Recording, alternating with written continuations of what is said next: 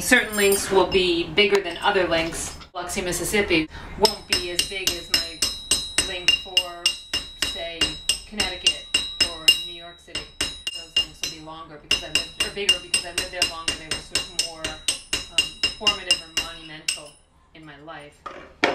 So another thing that I love about this LifeChain for me personally is that I get to be a lazy jeweler, and I don't get to be a lazy jeweler often.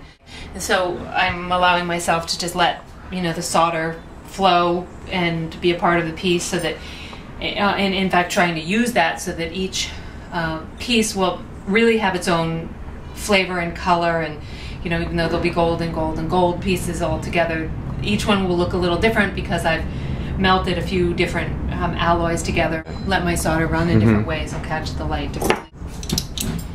Here I'll get back to making that ingot. So this can sometimes, if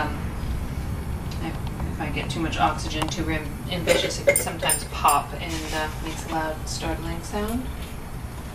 Well, for everyone watching safely from home, I'm sure they can handle it. It still, 15 years later, makes me jump.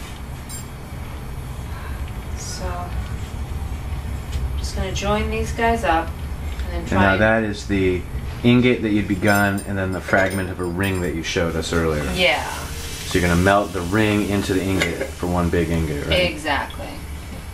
Should have a bigger tip on this, but as I said, lazy jeweler syndrome. So.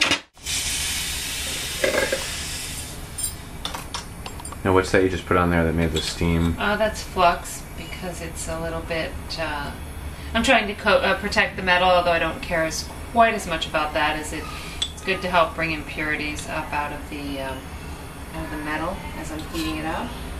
I always like this part because it's so fun to see what shape the metal just sort of goes to. I'll try and elongate it a tad there.